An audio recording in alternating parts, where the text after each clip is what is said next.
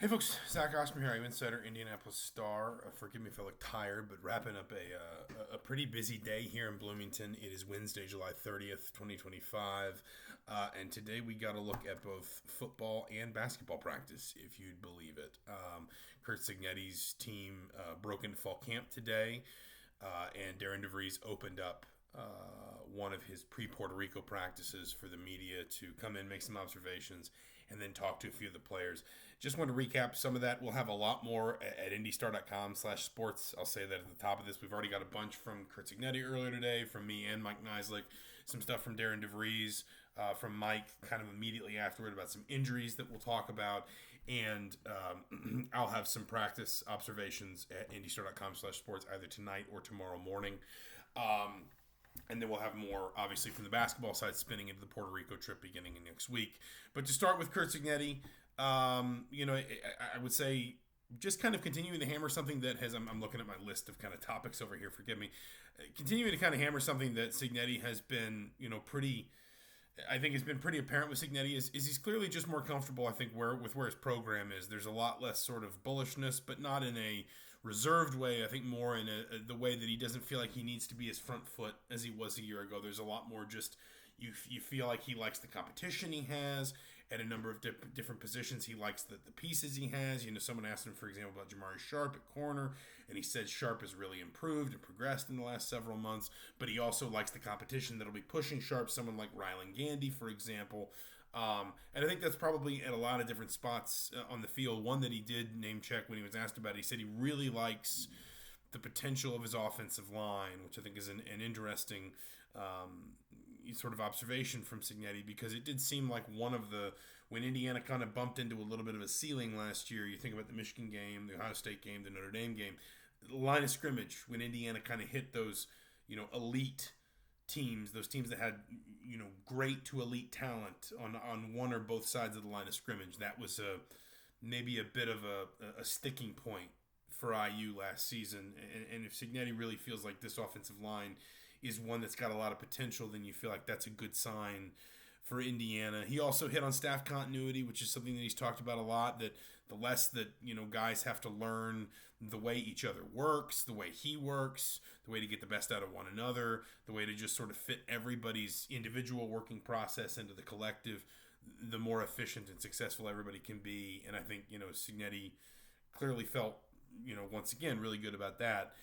It shouldn't be surprising that he really hammered Old Dominion prep. He came armed kind of with some examples of Sun Belt teams in the recent past that have either upset Power 4 teams, Power 5 or Power 4 teams in non-conference games, or at least given them trouble. I think more than once people around Indiana have acknowledged Old Dominion gave South Carolina a real run for its money last season. Cignetti obviously is very familiar with the Sun Belt. He himself was one of those, coached one of those teams that pulled an upset. James Madison beat Virginia. I think it was in his last year at JMU before he came to IU. So there's a healthy level of respect there. And it's clear that, in his mind, he even kind of brought up, at least it seemed like he was referencing the Florida International game from last year and saying, we weren't exactly sharp week one. You've got to be with these Sun Belt teams because they are feisty. They got good players, good athletes, good coaches, and there is form historically for them to pull upsets early in the season. I asked him about the roster caps. That's been, kind of a talking point, especially in football, because football is, I think, the sport that's probably going to be most dramatically affected by them in terms of total numbers. As a reminder, the scholarship limits have not changed. You can add scholarships over them if you want. Indiana will not this year. So Indiana's at the standard 85 full scholarships for football. But in the past, you could have as many walk-ons as you wanted. Indiana, I think in previous years, I've known Indiana coaches that had as many as 130 players total or 135. The roster cap now is 105. Indiana open camp today with 106. That's because one of the compromises in the House settlement was to grandfather in any player that had already been on a roster before roster caps were instituted. So there are going to be some players on Indiana's roster, on every roster, that basically just don't count against the cap. And when their career ends, they will fall away. But until it ends, they don't count against the cap. But there are two things there. Number one, coaches have had to plan for several months, going back to the off season, like the roster caps were coming without that compromise, which was only reached, I think, late in the spring. And so a lot of the players that maybe would be grandfathered in have already moved on because coaches had to tell them, listen, ultimately there's just not going to be room for you here. It wasn't until later that compromise would have allowed that. And so maybe a few players were able to come back, but a lot of players will have made especially walk-on players, non-scholarship players, will have made alternate arrangements by that point and might not be able to come back or maybe even want to come back. The other thing Cignetti said is he prefers smaller rosters. He said there were years we've only had rosters in the 90s. We don't, he's kind of, the way he said it was he didn't make these references specifically, but there are programs historically like Nebraska or Kansas State that have had really robust walk-on programs. Cignetti said, and this is a coach who's had some success with walk-ons as well. When you think about, for example, James Carpenter, who was a walk-on for him at James Madison, wound up starting 50 games for him across two schools. Honorable mention, all Big Ten last season. But Cignetti said he's still someone who tends to want to keep smaller rosters. He said he wants a roster where everybody has a role, everybody understands and embraces their role, and nobody is just kind of hanging on. Nobody is just sort of floating around there feeling like they don't have a purpose, maybe that they're not getting an opportunity to contribute, even in maybe a more, confined sort of role.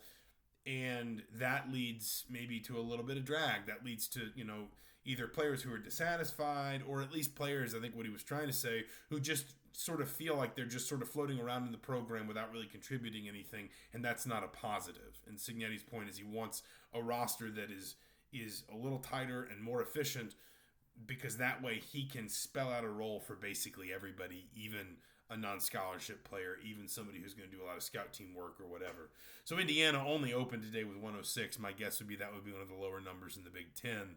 And Cignetti's point was, I'm pretty comfortable operating that around that 105 hard cap. I don't need rosters bigger than that.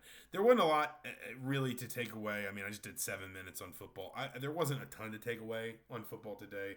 The first few days of fall camp, as a lot of people will know, everybody's just in helmets and basically t-shirts and shorts.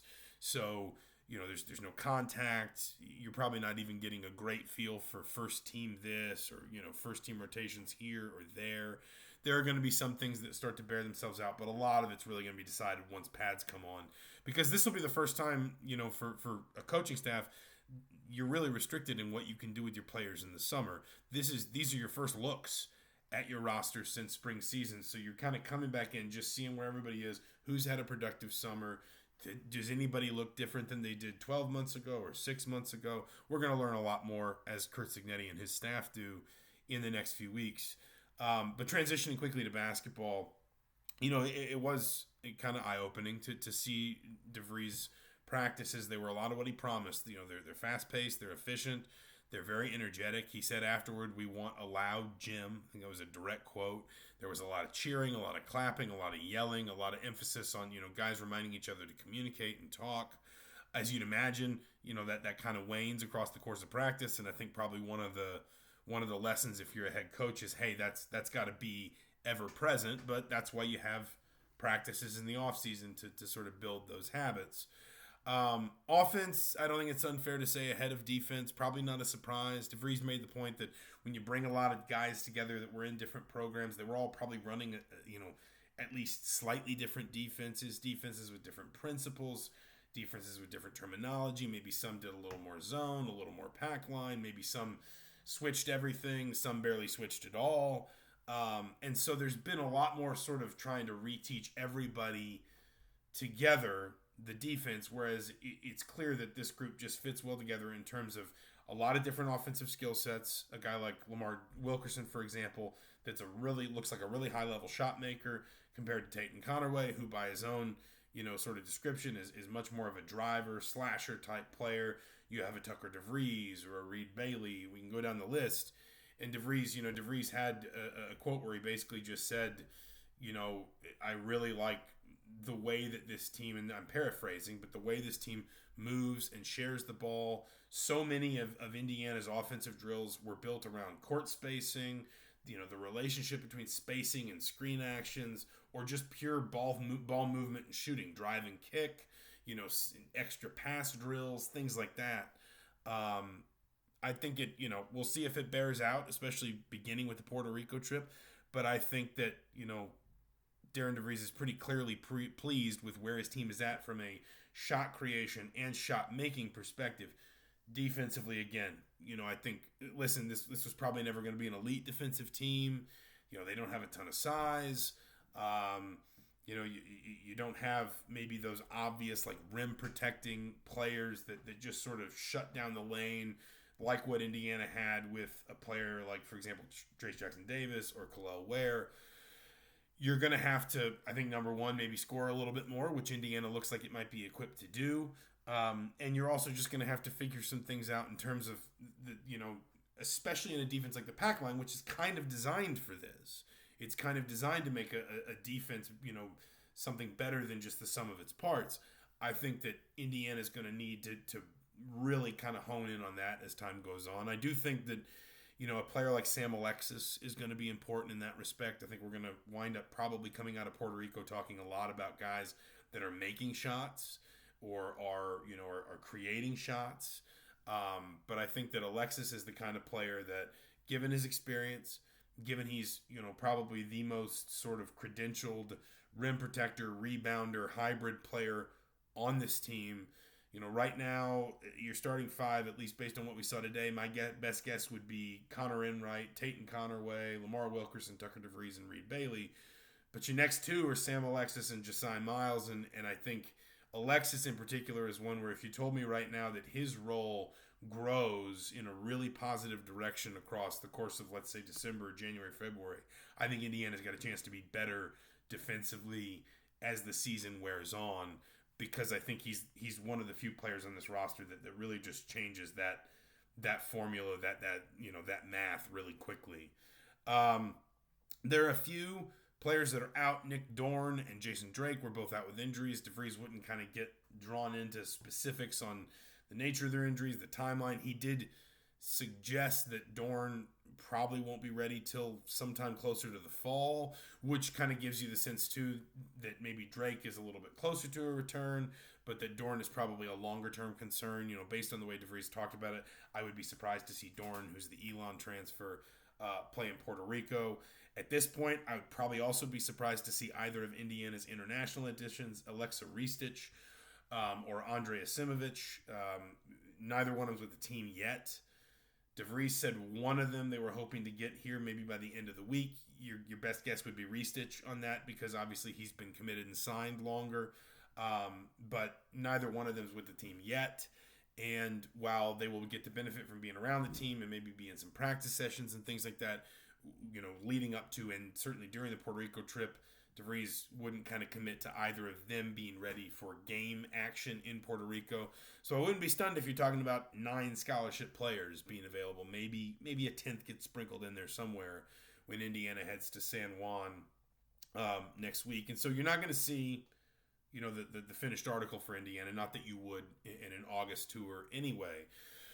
But listen, those games I think are still going to be big, because sometimes it can kind of cut both ways. Tucker DeVries had a kind of a quote that you hear sometimes from teams, especially after, the kind of near the tail end of an offseason, where it's, he says, sometimes the offense has a good day, but maybe that's because the defense had a bad day, or vice versa. Maybe the defense had a good day, but the offense was just really good. You just don't know, because you've been practicing against one another for so long, that everybody knows the calls, everybody knows the coverages, everybody knows each other's tendencies a lot better than an opponent is going to. It's going to be interesting to see Indiana go down to Puerto Rico. They're playing, my understanding the whole way has been they're playing the same team 3 times. And that allows you a chance to get a little bit more of that familiarity with your opponent, but then for your opponent to do the same with you. It will be interesting to see how Indiana stacks up next to live competition that it doesn't know very well and that doesn't know it very well, because that's where maybe some of these observations that we see in one practice today are, either reinforced, or maybe there's a little bit of an element of, that was a little bit premature. It's clear that actually when you get into a live setting, it turns out Indiana's more kind of over here, whether it's good or bad, offense or defense. Puerto Rico is obviously the next kind of big step for this team. And we will be there, or at least I will be there for all three games, the 6th, the 9th, and the 11th. My understanding is they are not televised, or I don't think there's even a radio broadcast. So, the coverage, through our lens, we're going to do everything we can to, kind of take you there and give you all the different kinds of observations, thoughts, analysis that we can. All of that will be at indystar.com/sports, heraldtimesonline.com. So please tune in, beginning next week. We will have a ton of stuff from you. We will cover as much ground as we can from San Juan. But for now, I think this video has gone on long enough. So, again, a busy day in Bloomington. A reminder that it's all going to start really ramping up at a real rate of speed here as we approach football season in the fall semester. But for the Indianapolis Star, I'm Zach Osterman. For now, thank you so much for watching, and we will talk to you soon.